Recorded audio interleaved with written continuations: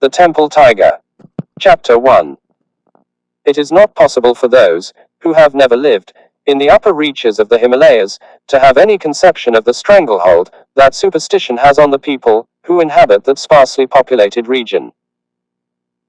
The dividing line between the superstitions of simple uneducated people who live on high mountains and the beliefs of sophisticated educated people who live at lesser heights is so faint that it is difficult to determine where the one ends and the other begins. If therefore you attempted to laugh at the credulity of the actors in the tale I am going to tell, I would ask you to pause for a moment and try to define the difference between superstition as exemplified in my tale and your beliefs in the faith you have been brought up in. Shortly after the Kaiser's War, Robert Bellairs and I were on a shooting trip in the interiors of Kumaon, and we camped one September evening at the foot of Triskel, where we were informed that 800 goats were sacrificed each year to the demon of Triskel. With us we had 15 of the keenest and the most cheerful hillmen I have ever been associated with on a shikar. One of these men, Bala Singh Agarwali, had been with me for years and had accompanied me on many expeditions. It was his pride and pleasure when on shikar to select and carry the heaviest of my loads, and striding at the head of the other men, enliven the march with snatches of song. Around the camp lira at night, the men always sang part songs before going to sleep, and during that first night, at the foot of Triskel, the singing lasted longer than usual, and was accompanied by clapping of hands, shouting, and the beating of tin cans. It had been our intention to camp at this spot, and explore the country around for Barrel and Thar, and we were very surprised, as we sat down to breakfast next morning, to see our men making preparations to strike camp. On asking for an explanation we were told that the site we had camped on was not suitable. That it was damp, that the drinking water was bad, that fuel was difficult to get, and finally that there was a better site 2 miles away. I had 6 garwalas to carry my luggage, and I noticed that it was being made up into 5 head loads, and that Bala Singh was sitting apart, near the campfire with a blanket over his head and shoulders. After breakfast, I walked over to him, and noted as I did so that all the other men had stopped work and were watching me very intently. Bala Singh saw me coming, and made no attempt to greet me, which was very unusual, and to all my questions, he returned the one answer that he was not ill. That day we did our 2-mile march in silence, Bala Singh bringing up the rear and moving like a man who was walking in his sleep, or who was under the influence of drugs.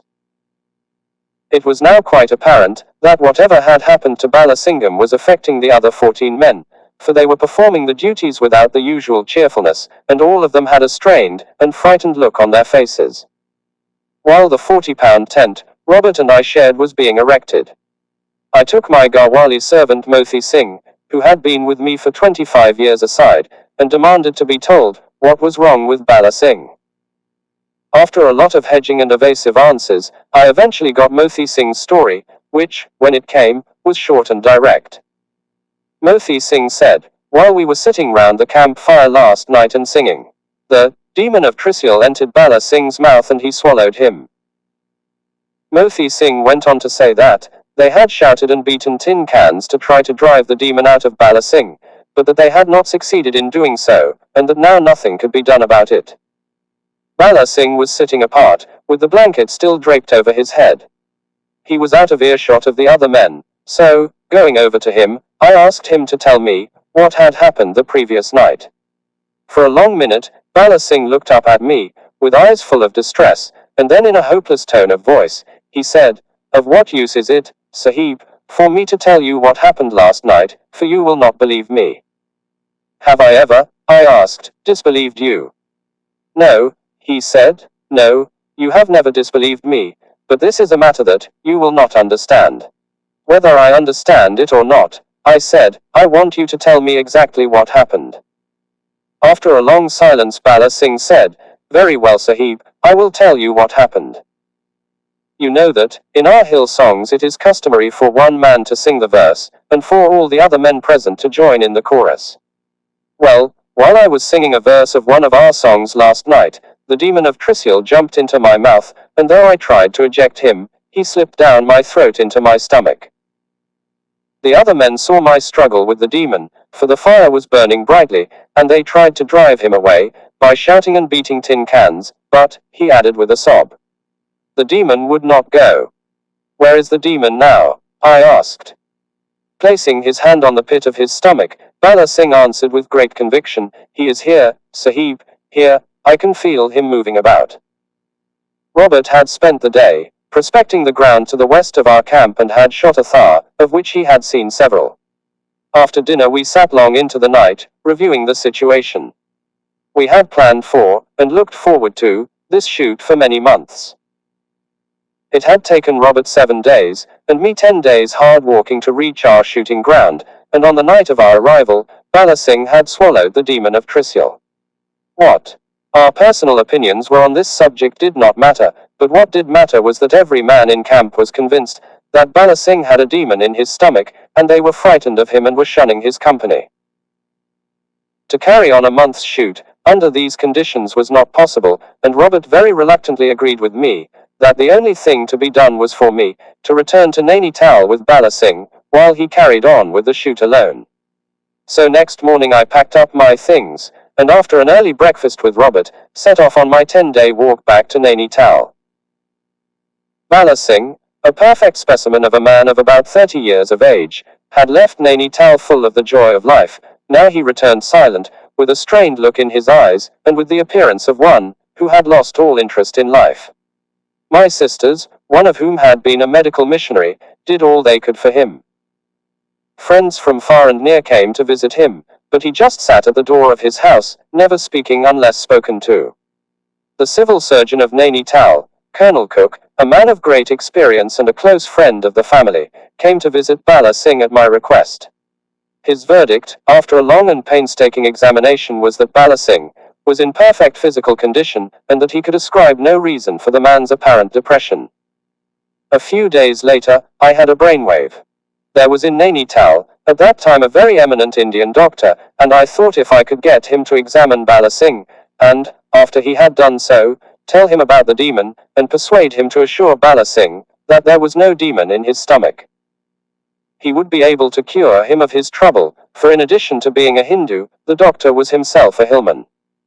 My brainwave, however, did not work out as I had hoped and anticipated, for as soon as he saw the sick man, the doctor appeared to get suspicious, and when in reply to some shrewd questions, he learned from Bala Singh that the demon of Trishul was in his stomach, he stepped away from him hurriedly, and turning to me said, I am sorry you sent for me, for I can do nothing for this man. There were 2 men from Bala Singh's village in Nainital. Next day I sent for them. They knew what was wrong with Bala Singh, for they had come to see him several times, and at my request they agreed to take him home. Provided with funds, the 3 men started on their 8-day journey next morning. 3 weeks later, the 2 men returned and made their report to me. Bala Singh had accomplished the journey without any trouble. On the night of his arrival home, and while his relatives and friends were gathered around him, he had suddenly announced to the assembly that the demon wanted to be released to return to Trishul, and that the only way this could be accomplished was for him to die. So, my informants concluded, Bala Singh just lay down and died, and next morning we assisted at his cremation. Superstition, I am convinced, is a mental complaint, similar to measles in that it attacks an individual or a community, while leaving others immune. I therefore do not claim any credit for not contracting, while living on the upper reaches of the Himalayas, the virulent type of superstition that Bala Singh died of.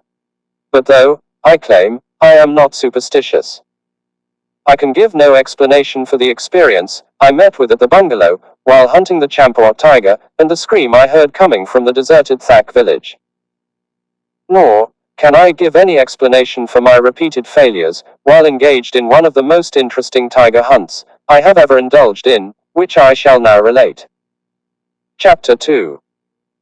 No one who has visited Dabidura is ever likely to forget the view that is to be obtained from the rest house, built near the summit of God's mountain, by one who, quite evidently, was a lover of scenery. From the veranda of the little 3-roomed house, the hill falls steeply away to the valley of the Panna River. Beyond this valley, the hills rise ridge upon ridge, until they merge into the eternal snows, which until the advent of aircraft, formed an impenetrable barrier between India and her hungry northern neighbors.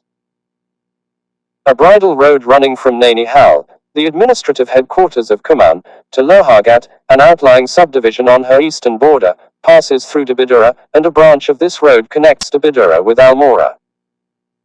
I was hunting the Pana man-eating leopard, about which I shall tell you later, in the vicinity of this latter road, when I was informed by a road overseer, on his way to Almora, that the leopard had killed a man at Dabidura. So to Dabidura I went. The western approach to Dabidura is up one of the steepest roads in Kumaon. The object the man, who designed this road, had in view was to get to the top by the shortest route possible, and this he accomplished by dispensing, with hairpin bends and running, his road straight up the face of the 8,000-foot mountain. After panting up this road, on a hot afternoon in April, I was sitting on the veranda of the rest house drinking gallons of tea, and feasting my eyes on the breathtaking view, when the priest of Dabidura came to see me. When 2 years previously, I had been hunting the Champort man-eater, I had made friends with this frail old man, who officiated at the little temple, nestling in the shadow of the great rock, that had made Dabidura a place of pilgrimage, and for whose presence in that unusual place, I shall hazard no guess. When passing the temple, a few minutes earlier, I had made the customary offering, which had been acknowledged by a nod, by the old priest who was at his devotions. These devotions finished, the priest crossed the road that runs between the temple and the rest house, and accepting a cigarette, sat down on the floor of the veranda, with his back against the wall for a comfortable chat. He was a friendly old man, with plenty of time on his hands, and as I had done all the walking I wanted to that day, we sat long into the evening chatting and smoking. From the priest, I learned that I had been misinformed by the road overseer about the man, alleged to have been killed at Dabidura the previous night by the man-eater. The alleged victim, a herdsman on his way from Almora to a village south of Dabidura, had been the priest's guest the previous night. After the evening meal, the herdsman had elected, against the priest's advice, to sleep on the chabutra platform of the temple. Round about midnight, when the rock was casting a shadow over the temple, the man-eater crept up and, seizing the man's ankles, attempted to drag him off the platform. Awakening with a yell, the man grabbed a smoldering bit of wood from the nearby fire, and beat off the leopard. His yell brought the priest and several other men to his rescue, and the combined force drove the animal away.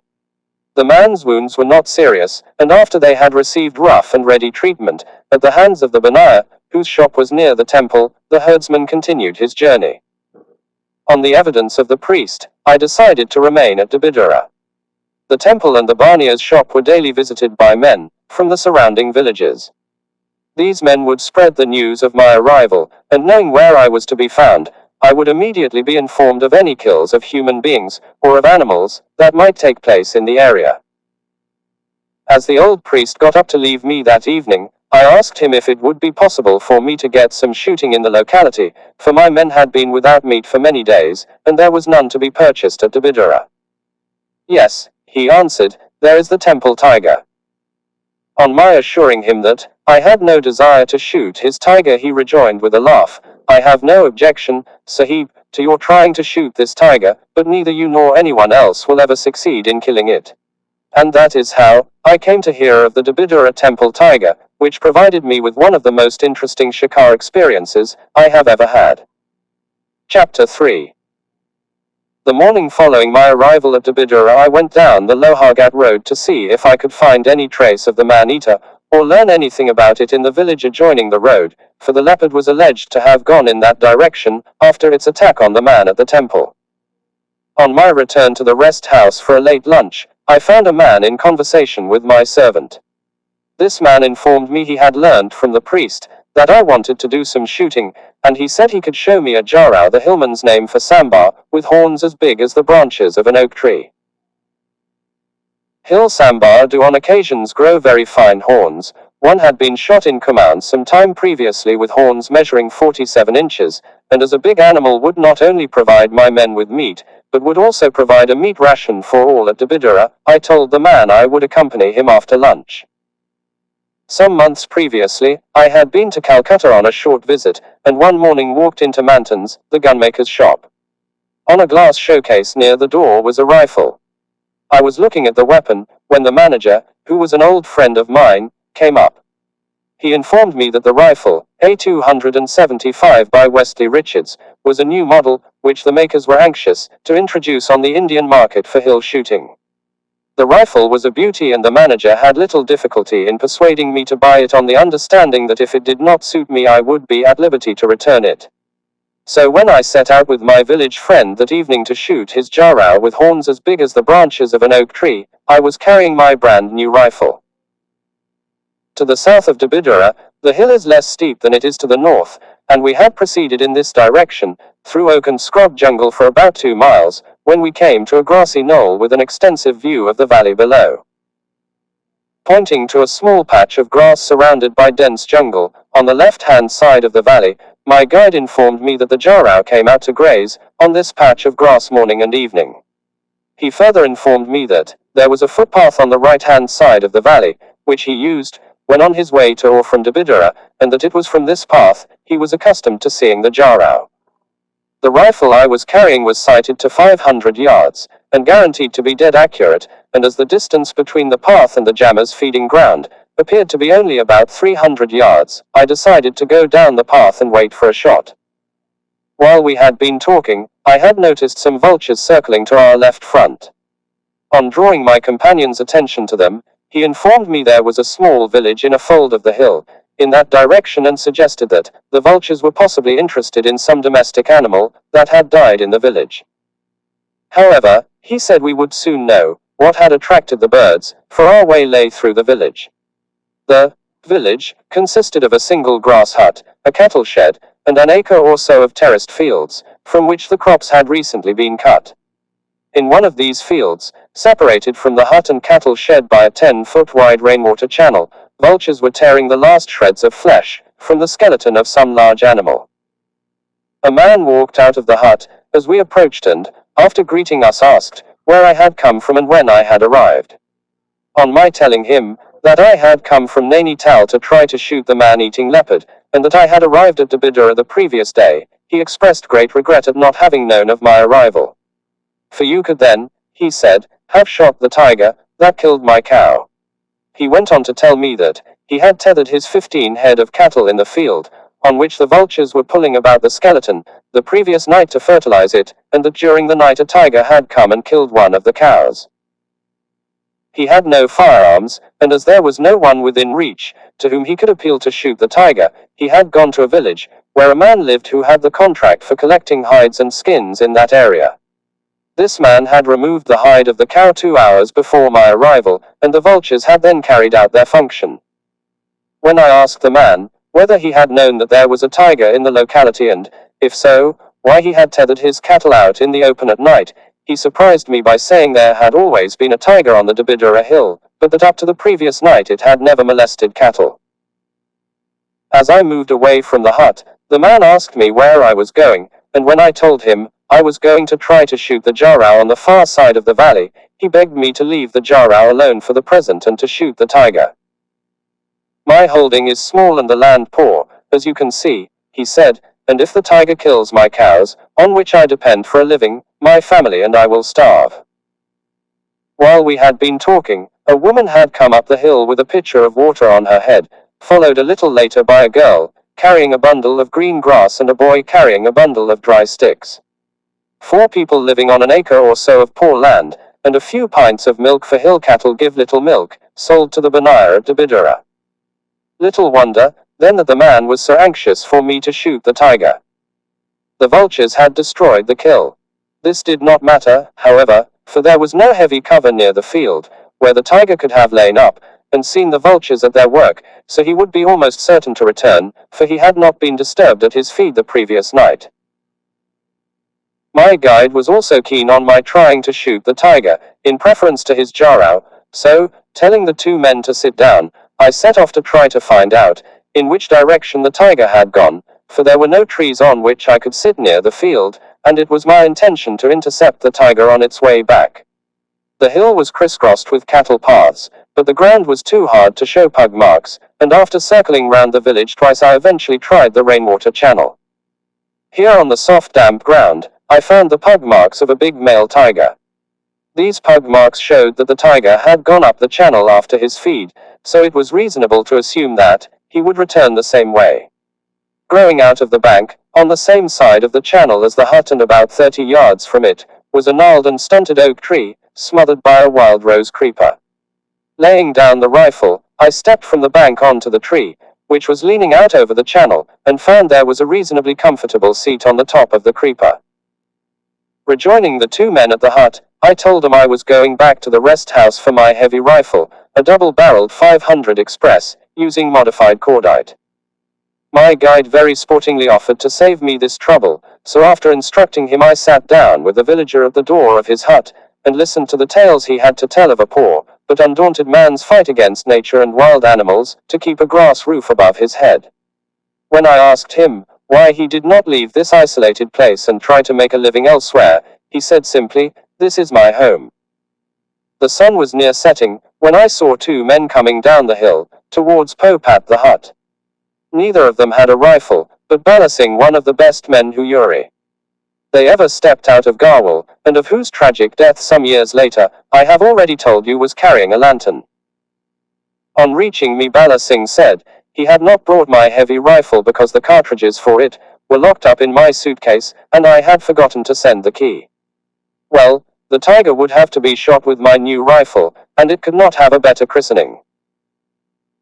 Before taking my seat on the tree, I told the owner of the hut that my success would depend on his keeping his two children, a girl of 8 and a boy of 6, quiet, and that his wife would have to defer cooking the evening meal until I had shot the tiger, or until I decided the tiger was not coming. My instructions to Bala Singh were to keep the inmates of the hut quiet, light the lantern when I whistled, and then await my further orders. The vesper songs of the multitude of birds in the valley were hushed as the red glow from the setting sun died off the hills. Twilight deepened, and a horned owl hooted on the hill above me. There would be a short period of semi-darkness before the moon rose. The time had now come, and the inmates of the hut were as silent as the dead. I was gripping the rifle and straining my eyes on the ground under me when the tiger, who had avoided passing under my tree, arrived at his kill and was angry at what he found. In a low muttering voice he cursed the vultures who, though they had departed 2 hours earlier, had left their musky smell on the ground they had fouled.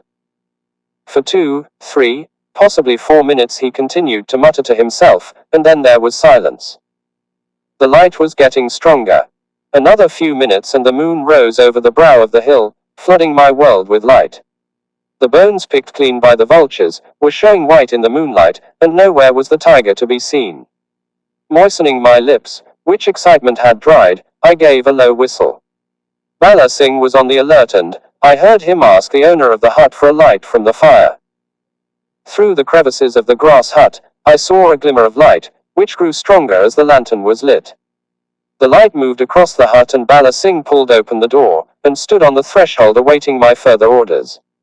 With the exception of that one low whistle, I had made no sound or movement from the time I had taken my seat on the tree. And now, when I looked down, there was the tiger standing below me, in brilliant moonlight, looking over his right shoulder at Bala Singh. The distance between the muzzle of my rifle and the tiger's head was about 5 feet, and the thought flashed through my mind that the cordite would probably singe his hair. The ivory foresight of my rifle was on the exact spot of the tiger's heart, where I knew my bullet would kill him instantaneously when I gently pressed the trigger. The trigger gave under the pressure, and nothing happened. Heavens! How incredibly careless I had been. I distinctly remembered having put a clip of 5 cartridges in the magazine when I took my seat on the tree, but quite evidently when I pushed the bolt home, it had failed to convey a cartridge from the magazine into the chamber, and this I had omitted to observe. Had the rifle been old and worn, it might still have been possible to rectify my mistake. But the rifle was new, and as I raised the lever to draw back the bolt, there was a loud metallic click, and in one bound the tiger was up the bank and out of sight. Turning my head to see how Bala Singh had reacted, I saw him step back into the hut and close the door. There was now no longer any need for silence, and as Bala Singh came up at my call to help me off the tree, I drew back the bolt of the rifle with the object of unloading the magazine, and, as I did so, I noticed that the extractor at the end of the bolt held a cartridge. So, The rifle had been loaded after all and the safety catch off. Why then had the rifle not fired when I pulled the trigger? Too late, I knew the reason. One of the recommendations stressed by Manton's manager when showing me the rifle was that it had a double pull-off. Never having handled a rifle with this so-called improvement, I did not know it was necessary, after the initial pull had taken up the slack, to pull the trigger a second time to release the striker.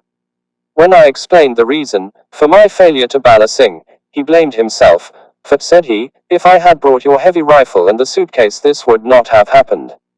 I was inclined to agree with him at the time, but as the days went by, I was not so sure that even with the heavy rifle, I would have been able to kill the tiger that evening. Chapter 4. Another long walk next morning, to try to get news of the man-eater, and when I returned to the rest house, I was greeted by a very agitated man who informed me that the tiger had just killed one of his cows.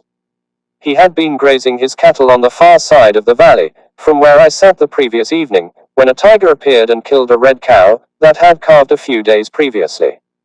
And now, he said, the heifer calf will die, for none of my other cows are in milk. Luck had been with the tiger the previous evening, but his luck could not last indefinitely, and for the killing of this cow he would have to die, for cattle are scarce in the hills and the loss of a milk cow, to a poor man was a serious matter. The man had no anxiety about the rest of his small herd, which had stampeded back to his village, so he was willing to wait, while I had a meal. At 1 p.m. we set out, the man leading, I on his heels, and 2 of my men following with material for making a machine. From an open patch of ground on the hillside, my guide pointed out the lay of the land. His cattle had been grazing on a short stretch of grass, a quarter of a mile below the ridge, when the tiger, coming up from the direction of the valley, had killed his cow. The rest of the herd had stampeded up the hill, and over the ridge to his village, which was on the far side. Our shortest way was across the valley and up the other side, but I did not want to risk disturbing the tiger, so we skirted round the head of the valley to approach from above the spot where the cow had been killed. Between the ridge, over which the cattle had stampeded, and the spot where they had been grazing, was more or less open tree jungle. The tracks of the running animals had bitten deep into the soft loamy earth, and it was easy to follow these tracks back to where they had started. Here there was a big pool of blood, with a drag mark leading away from it. The drag led across the hill for 200 yards to a deep and well-wooded ravine, with a trickle of water in it. Up this ravine the tiger had taken his kill. The cow had been killed at about 10 a.m. on open ground, and the tiger's first anxiety would have been to remove it to some secluded spot, where it would be hidden from prying eyes. So, he had dragged it up the ravine and, after depositing it in a place he knew of, he had, as his pug marks showed, gone down the ravine into the valley below. In an area in which human beings and cattle are moving about, it is unwise to predict where a tiger will be lying up, for the slightest disturbance may make him change his position. So, though the pug marks led down the ravine, the 3 men and I very cautiously followed the drag up the ravine. 200 yards below the ridge, along which we had come, rainwater had scooped out a big hole in the hillside. Here the ravine started. The hole, which at the upper end had a sheer drop into it of 15 feet, had been made many years previously, and was now partly overgrown with oak and ash saplings 10 to 12 feet tall. Between these saplings and the 15-foot drop was a small open space, on which the tiger had deposited his kill. I could sympathize with the owner of the cow, when he told me with tears in his eyes, that the fine animal that lay dead before us had been bred by him and that it was a special favorite. No portion of the animal had been touched, the tiger having evidently brought it here to eat at his leisure. A place had now to be found in which to sit. There were several big oak trees on either side of the ravine, but none overlooked the kill, and all of them were unclimbable. 30 yards below the kill, and on the left-hand side of the ravine, was a small stout holly tree. The branches were growing out at right angles to the trunk, and 6 feet above ground there was a strong enough branch for me to sit on and another on which to rest my feet. The 3 men protested strongly against my sitting so close to the ground. However, there was no other suitable place for me to sit, so the holly tree it would have to be.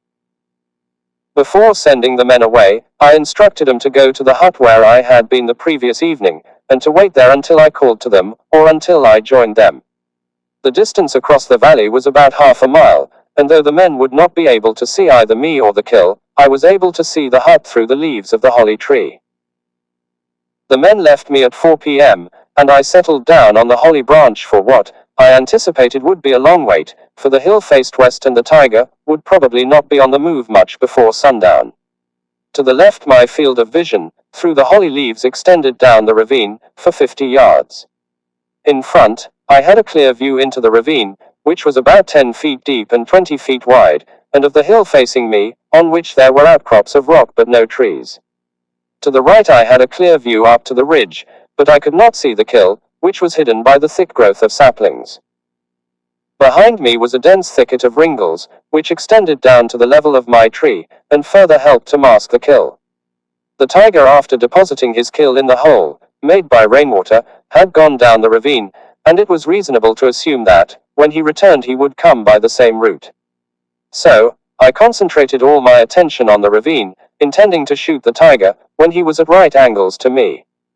That I could kill him at that short range, I had no doubt whatsoever, and to make quite sure of getting in a second shot, if it was necessary, I cocked both hammers of my rifle.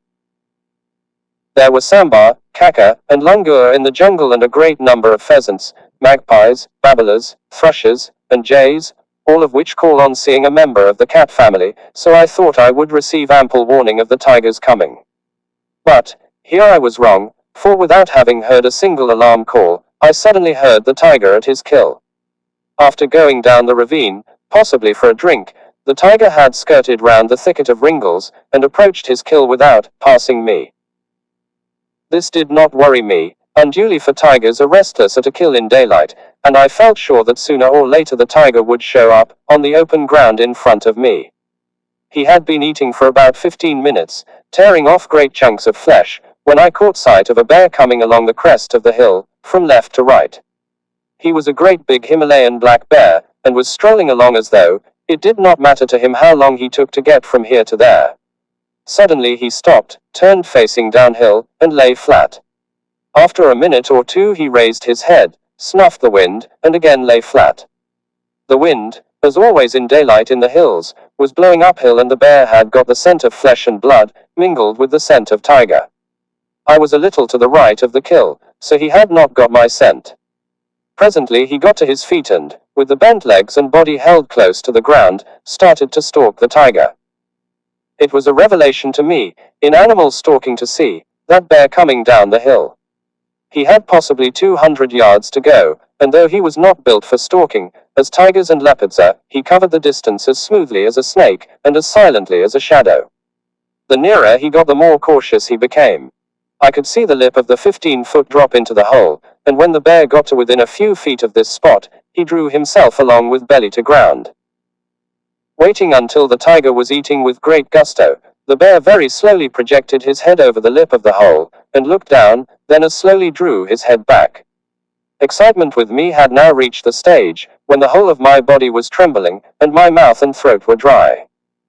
On 2 occasions, I have seen Himalayan bears walk off with tigers' kills. On both occasions the tigers were not present. And on 2 occasions I have seen bears walk up to feeding leopards and, after shooing them off, carry the kills away. But on this occasion the tiger, and a big male at that, was present at his kill, and further, he was not an animal to be shooed away like a leopard.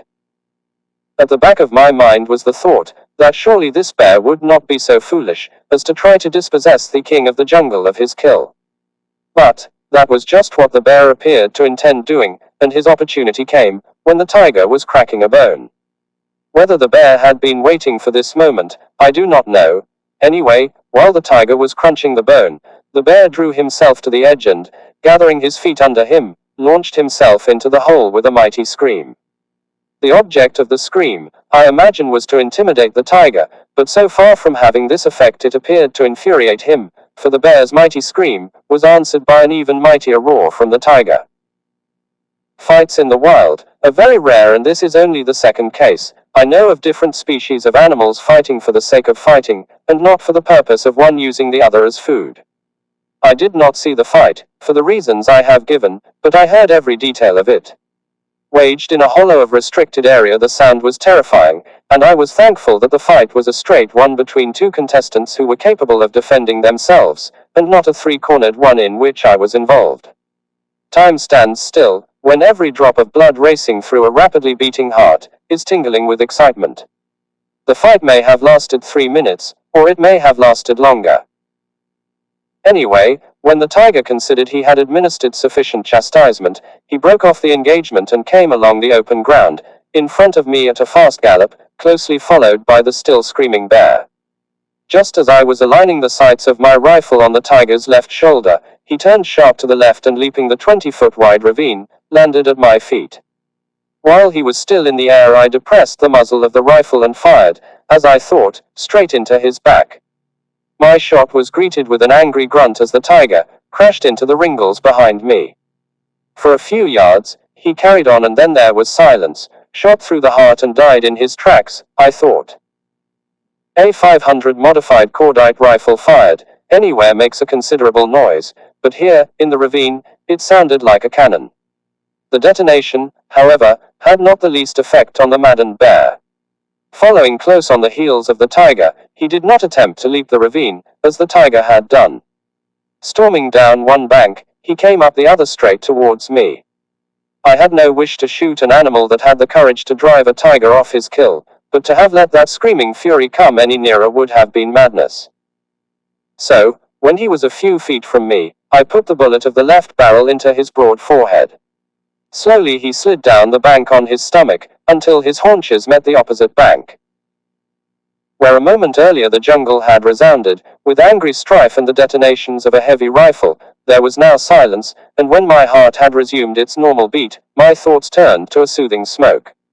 Laying the rifle across my knees, I put both hands into my pockets to feel for cigarette case and matches. At that moment, I caught sight of a movement on my right and, turning my head, saw the tiger unhurriedly cantering along on the open ground, over which he had galloped a minute or two earlier, and looking not at me, but at his dead enemy. I know that in relating these events, as they occurred, sportsmen will accuse me of rank bad shooting and gross carelessness. I have no defense to make against the accusation of bad shooting, but I do not plead guilty to carelessness. When I fired, as I thought, into the tiger's back, I was convinced I was delivering a fatal wound, and the angry response followed by the mad rush and sudden cessation of sound were ample justification for thinking the tiger had died in his tracks. My second shot had killed the bear outright, so there was no necessity while I was still on the tree to reload the rifle before laying it across my knees. Surprise at seeing the tiger alive and unhurt lost me a second or two, and thereafter I acted quickly. The rifle was of the underlever model, the lever being held in position by two lugs on the trigger guard. This made the rapid loading of the rifle difficult, and, further, the spare cartridges were in my trousers pocket, easy to get at when standing up, but not so easy when sitting on a thin branch. Whether the tiger knew the bear was dead, or whether he was just keeping an eye on it, to avoid a flank attack, I do not know. Anyway, he carried on across the face of the steep hill, at a slow canter, and had reached a spot 40 yards away which I can best describe as 11 o'clock, and was passing a great slab of rock when, with only one barrel loaded, I put up the rifle and fired. At my shot he reared up, fell over sideways, made a bad landing, scrambled to his feet, and cantered on round the shoulder of the hill, with his tail in the air. The nickel-cased soft-nosed bullet with steel base had struck the rock a few inches from the tiger's face, and the blowback had thrown him off his balance but had done him no harm.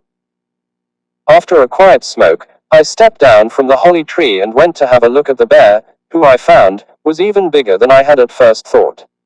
His self-sought fight with the tiger had been a very real one, for blood from a number of deep cuts was seeping through the thick fur on his neck, and in several places his scalp was torn right down to the bone. These wounds in themselves would have mattered little to a tough animal like a bear, but what did matter and what had annoyed him was the injury to his nose. All males resent being struck on the nose, and not only had the bear been struck on that tender spot, but insult had been added to injury by his nose being torn in half. Reason enough for him to have chased the tiger with murder in his eyes, and for him to have ignored the report of my heavy rifle. There was not sufficient time for me to call up my men to skin the bear, so I set off to collect them at the hut and get back to the rest house before nightfall, for somewhere in that area there was a man-eater. My men, and the dozen or so villagers, who had collected at the hut, were too intent on gazing across the valley to observe my approach, and when I walked in among them, they were dumb with amazement. Bala Singh was the first to recover speech, and when I heard his story I was not surprised that the assembled men had looked at me as one returned from the dead. "We advised you," Bala Singh said, "not to sit so close to the ground, and when we heard your first scream, followed by the tiger's roar, we were convinced that Yon had been pulled out of the tree, and that you were fighting for your life with the tiger.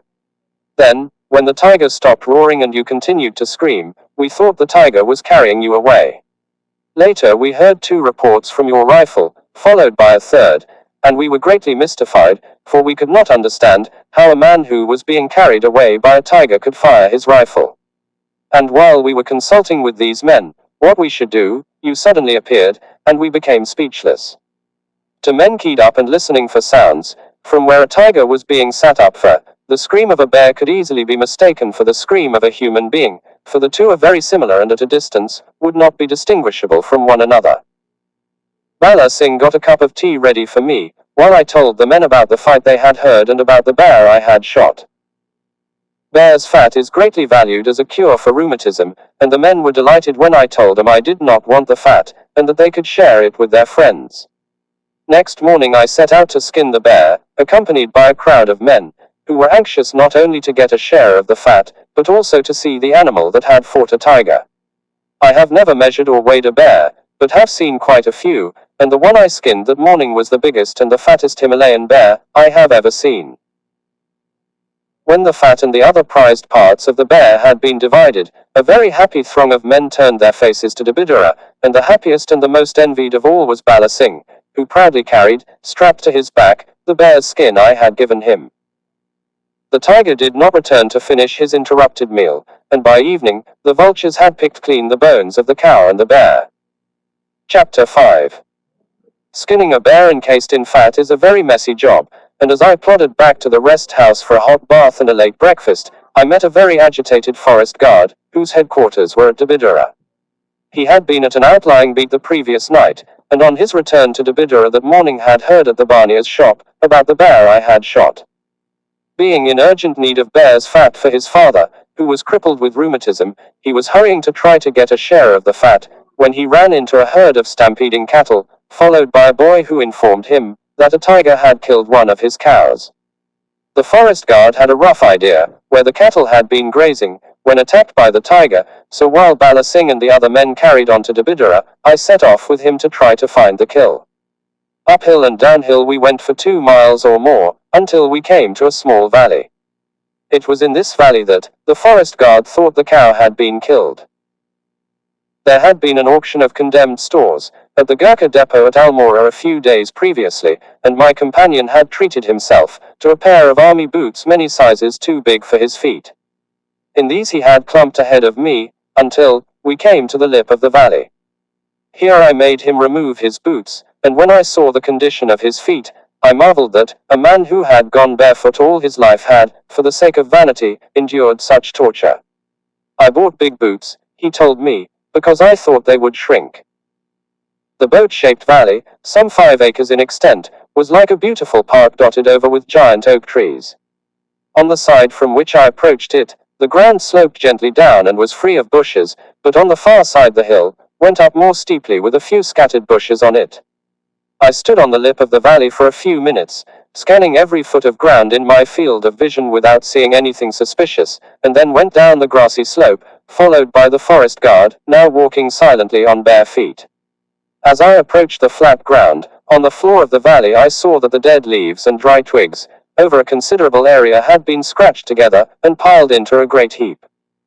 Though no part of the cow was visible, I knew that under this pile of dead matter the tiger had hidden his kill, and very foolishly, I did not inform my companion of this fact, for he told me later that he did not know that tigers were in the habit of hiding their kills.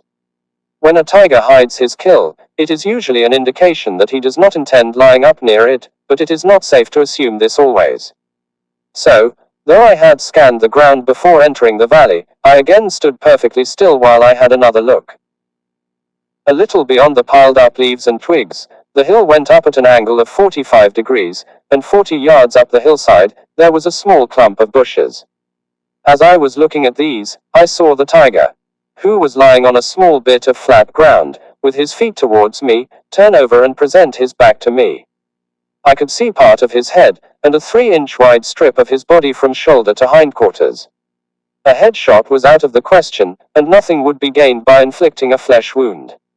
I had the whole afternoon and evening before me, and as the tiger would be bound to stand up sooner or later, I decided to sit down and wait on events. As I came to this decision, I caught sight of a movement on my left, and on turning my head saw a bear coming stealthily up the valley towards the kill, followed by 2 half-grown cubs. The bear had evidently heard the tiger killing the cow, and after giving the tiger time to settle down as I have done on many occasions, she was now coming to investigate, for unless they have a special reason, bears do not move about at midday. Had I been standing on the lip of the valley, instead of a few feet from the kill, I believe I should have witnessed a very interesting sight, for on finding the kill, which with the keen scent they would have had no difficulty in doing, the bears would have started to uncover it. This would have awakened the tiger, and I cannot imagine that he would have relinquished his kill without a fight, and the fight would have been worth seeing. The forest guard, who all this time had been standing quietly behind me seeing nothing but the ground at his feet, now caught sight of the bears and exclaimed in a loud voice, "Dekho Sahib, Balu, Balu." The tiger was up and away in a flash, but he had some 20 yards of open ground to cover, and as I aligned my sights on him and pressed the trigger, the forest guard, under the impression that I was facing in the wrong direction, grabbed my arm and gave it a jerk, with the result that my bullet struck a tree a few yards from where I was standing. Losing one's temper anywhere does no good, least of all in a jungle. The forest guard, who did not know what the piled up leaves implied and who had not seen the tiger, was under the impression that he had saved my life by drawing my attention to the dreaded bears, so there was nothing to be said. Alarmed by my shot, the bears lumbered away while my companion urged me with a catch in his throat, "Maro, Maro. Shoot, shoot." A very dejected forest guard walked back with me to Dabidara, and to cheer him up I asked him if he knew of any place where I could shoot a ghoul, for my men were still without meat. Not only did the game little man know of such a place, but he also volunteered, blisters and all, to take me to it. So after a cup of tea we set off, accompanied by 2 of my men who, the forest guard said, would be needed to carry back the bag. From the veranda of the rest house the hill falls steeply away. Down this hill the forest guard led me for a few hundred yards until we came to a foot-wide ghoul track running across the face of the hill. I now took the lead and had proceeded for about half a mile to the right when, on coming to a rocky ridge, I looked across a deep ravine and saw a ghoul on the far side standing on a projecting rock and looking into space, as all goats including Thar, Ibex, and Markhor have a habit of doing. It was a male ghoul, as I could see from the white disc on its throat, and the distance between us was a shade over 200 yards. Here now was an opportunity not only of procuring meat for my men but also of testing the accuracy of my new rifle. So, lying down, I put up the 200-yard leaf sight and, taking very careful aim, fired. At my shot the ghoul sank down on the rock on which he had been standing, which was very fortunate, for below him was a sheer drop of many hundred feet. A second ghoul, which I had not seen, now ran up the far side of the ravine followed by a small kid, and after standing still and looking back at us several times, carried on round the shoulder of the hill. While the forest guard and I had a smoke, my 2 men set off to retrieve the bag. Deprived of his share of the bear's fat, the forest guard was made happy by being promised a bit of the ghoul and its skin, which he said he would make it. Deprived of his share of the bear's fat, the forest guard was made happy by being promised a bit of the ghoul and its skin, which he said he would make into a seat for his father who, owing to age and rheumatism, spent all his days basking in the sun. Chapter 6. A visit to the valley early next morning confirmed my suspicion that the tiger would not return to his kill, and that the bears would. Little but the bones were left when the 3 bears had finished with the kill, and that little was being industriously sought by a solitary king vulture when I arrived on the scene. The morning was still young, so, climbing the hill in the direction in which the tiger had gone the previous day, I went over the ridge and down the far side to the Lohargat road to look for tracks of the man-eating leopard. On my return to the rest house at midday, I was informed of yet another tiger kill. My informant was an intelligent young man who was on his way to Almora to attend a court case and, being unable to spare the time to show me where he had seen the tiger killing a cow, drew a sketch for me on the floor of the veranda with a piece of charcoal. After a combined breakfast and lunch, I set out to try to find the kill, which, if the young man's sketch was correct, had taken place 5 miles from where I had fired at the tiger the previous day. The tiger, I found, had come on a small herd of cattle grazing on the banks of the stream flowing down the main valley and, judging from the condition of the soft ground, had experienced some difficulty in pulling down the victim he had selected. Killing a big and vigorous animal weighing 600 or 700 pounds is a strenuous job, and a tiger, after accomplishing this feat, usually takes a breather. On this occasion, however, the tiger had picked up the cow as soon as he had killed it, as the absence of blood indicated, and crossing the stream entered the dense jungle at the foot of the hill. Yesterday the tiger had covered up his kill at the spot where he had done his killing, but today it appeared to be his intention to remove his kill to as distant a place as possible from the scene of killing.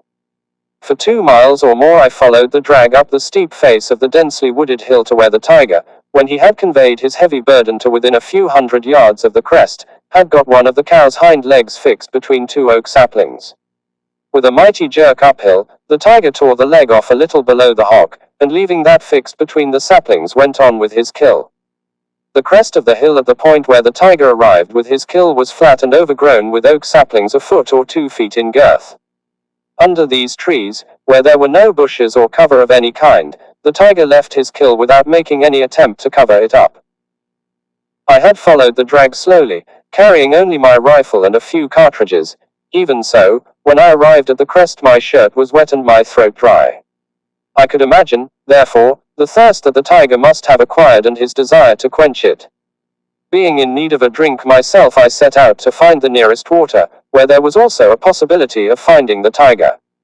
The ravine in which I had shot the bear was half a mile to the right and had water in it, but there was another ravine closer to the left, and I decided to try that first. I had gone down this ravine for the best part of a mile and had come to a place where it narrowed with steep shaly banks on either side when, on going round a big rock, I saw the tiger lying in front of me at a range of 20 yards. There was a small pool of water at this spot, and lying on a narrow strip of sand between the pool and the right-hand bank was the tiger.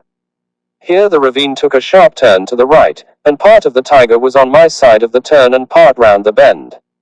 He was lying on his left side with his back to the pool, and I could see his tail and part of his hind legs. Between me and the sleeping animal was a great mass of dry branches that had been lopped from overhanging trees some time previously to feed buffaloes. It was not possible to negotiate this obstacle without making a noise, nor was it possible to go along either of the steep banks without causing small landslides of shale. So the only thing to do was to sit down and wait for the tiger to give me a shot. After his great exertion and a good drink, the tiger was sleeping soundly, and for half an hour he made no movement. Then he turned onto his right side and a little more of his legs came into view. In this position he lay for a few minutes and then stood up, and withdrew round the bend. With finger on trigger I waited for him to reappear, for his kill was up the hill behind me.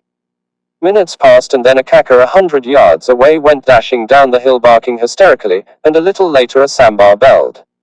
The tiger had gone. Why, I did not know, for he had already taken as much exercise as any tiger needed to take, and it was not a case of his having scented me, for tigers have no sense of smell. It did not matter, however, for presently he would return to the kill he had been at such pains to take to the top of the hill, and I would be there to receive him. The water in the pool where the tiger had drunk was ice cold, and having slaked my thirst I was able to enjoy a long-deferred smoke.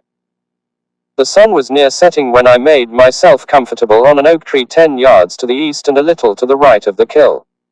The tiger would come up the hill from the west, and it was not advisable to have the kill directly between us, for tigers have very good eyesight. From my seat on the tree I had a clear view of the valley and of the hills beyond, and when the setting sun, showing as a great ball of fire, was resting on the rim of the earth bathing the world in red, a sambar belled in the valley below me. The tiger was on the move, and there was plenty of time for him to arrive at his kill while there was still sufficient daylight for accurate shooting. The ball of fire dipped below the horizon, the red glow died of the earth, Twilight gave place to darkness, and all was silent in the jungle. The moon was in its third quarter, but the stars nowhere more brilliant than in the Himalayas were giving enough light for me to see the kill, which was white. The head of the kill was towards me, and if the tiger came now and started to eat at the hindquarters, I would not be able to see him, but by aligning my sights on the white kill and then raising the rifle and pressing the trigger, as the kill disappeared from view, there was a 50-50 chance of hitting the tiger. But here was no man-eater to be fired at under any conditions. Here was a temple tiger who had never molested human beings and who, though he had killed 4 head of cattle in 4 consecutive days, had committed no crime against the jungle code. To kill him outright would benefit those who were suffering from his depredations, but to take an uncertain shot at night with the possibility of only wounding him and leaving him to suffer for hours, or if unrecovered to become a man-eater, was not justifiable in any circumstances. Light was coming in the east, for the boles of the trees were beginning to cast vague shadows, and then the moon rose, flooding the open patches of the jungle with light. It was then that the tiger came. I could not see him, but I knew he had come, for I could feel and sense his presence. Was he crouching on the far side of the kill with just his eyes and the top of his head raised over the brow of the hill watching me? No, that was not possible, for from the time I had made myself comfortable on my seat I had become part of the tree, and tigers do not go through a jungle scanning, without a reason, every tree they approach. And yet, the tiger was here, and he was looking at me. There was sufficient light now for me to see clearly, and very carefully I scanned the ground in front of me. Then as I turned my head to the right, to look behind, I saw the tiger. He was sitting on his hunkers in a patch of moonlight, facing the kill, with his head turned looking up at me. When he saw me looking down on him, he flattened his ears, and as I made no further movement, his ears regained their upright position. I could imagine him saying to himself, "Well, you have now seen me, and what are you going to do about it?" There was little I could do about it, for in order to get a shot I would have to turn a half circle, and it would not be possible to do this without alarming the tiger, who was looking at me from a range of 15 feet. There was, however, just a possibility of my getting a shot from my left shoulder, and this I decided to try to do. The rifle was resting on my knees with the muzzle pointing to the left, and as I lifted it and started turning it to the right, the tiger lowered his head and again flattened his ears. In this position he remained as long as I was motionless, but the moment I started to move the rifle again, he was up and away into the shadows behind. Well, that was that, and the tiger had very definitely won another round. As long as I sat on the tree he would not return, but if I went away he might come back and remove the kill, and as he could not eat a whole cow in a night I would have another chance next day. The question that now faced me was where to spend the night. I had already walked some 20 miles that day, and the prospect of doing another 8 miles to the rest house through forest all the way did not appeal to me. In any other locality I would have moved away from the kill for 200 or 300 yards and slept peacefully on the ground, but in this locality there was a man-eating leopard, and man-eating leopards hunt at night. While sitting on the tree earlier in the evening, I had heard the distant pealing of cattle bells, coming either from a village or from a cattle station. I had pinpointed the sound, and I now set out to find where it had come from. Cattle lifting is unknown in the Himalayas, and throughout Kumaon there are communal cattle stations situated in the jungles close to the grazing grounds. I traced the bells I had heard to one of these stations, in which there were about 100 head of cattle in a large open shed surrounded by a strong stockade. The fact that the station was in the depth of the jungle, and unguarded, was proof of the honesty of the hillfolk, and it was also proof that until my arrival cattle in the Dabidura area had not been molested by tigers. At night all animals in the jungle are suspicious, and if I was to spend the night under the protection of the inmates of the shed I would have to disarm their very natural suspicion. The tenants of our village at Kaladhungi keep about 900 head of cows and buffaloes, and having been associated with cattle from my earliest childhood I know the language they understand. Moving very slowly and speaking to the cattle I approached the shed, and on reaching the stockade sat down with my back to it to have a smoke. Several cows were standing near the spot where I sat, and one of them now advanced and, putting its head through the bars of the stockade, started to lick the back of my head. A friendly gesture, but a wetting one, and here at an altitude of 8,000 feet the nights were cold. Having finished my cigarette, I unloaded my rifle and, covering it with straw, climbed the stockade. Care was needed in selecting a place on which to sleep, for if there was an alarm during the night and the cattle started milling round, it would be unsafe to be caught on the ground. Near the center of the shed, and close to one of the roof supports up which I could go if the need arose, there was an open space between two sleeping cows. Stepping over recumbent animals and moving the heads of standing ones to get past them, I lay down between the two that were lying back to back. There was no alarm during the night, so the necessity for me to shin up the roof support did not arise, and with the warm bodies of the cows to keep off the night chills and with the honey-sweet smell of healthy cattle in my nostrils, I slept as one at peace with all the world, tigers and man-eating leopards included. The sun was just rising next morning when, on hearing voices, I opened my eyes and saw 3 men, armed with milking pails, staring at me through the bars of the stockade. The water I had drunk at the tiger's pool was all that had passed my lips since breakfast the previous day, and the warm drink of milk the men gave me after they had recovered from their amazement at finding me asleep with their cattle was very welcome. Declining the men's invitation to accompany them back to their village for a meal, I thanked them for their board and lodging and, before returning to the rest house for a bath and a square meal, set off to see where the tiger had taken his kill. To my surprise, I found the kill lying just as I had left it, and after covering it over with branches to protect it from vultures and golden-headed eagles, I went on to the rest house. In no other part of the world, I imagine, are servants as tolerant of the vagaries of their masters as in India. When I returned to the rest house after an absence of 24 hours, no surprise was expressed, and no questions asked. A hot bath was ready, clean clothes laid out, and within a very short time I was sitting down to a breakfast of porridge, scrambled eggs, hot chapatis and honey, the last a present from the old priest, and a dish of tea. Breakfast over, I sat on the grass in front of the rest house admiring the gorgeous view and making plans. I had set out from my home in Nainital with one object, and one object only, to try to shoot the man-eating leopard, and from the night it had tried to drag the herdsman off the temple platform, nothing had been heard of it. The priest, the Banaya, and all the people in near and distant villages that I questioned informed me that there were occasions when for long periods the man-eater seemed to disappear off the face of the earth, and they were of the opinion that one of these periods had now started, but no one could say how long it would last. The area over which the man-eater was operating was vast, and in it there were possibly 10 to 20 leopards. To find and shoot in that area one particular leopard that had stopped killing human beings without knowing where to look for it, was a hopeless job. My mission as far as the man-eater was concerned had failed, and no useful purpose would be served by my prolonging my stay at Dabidura. The question of the temple tiger remained.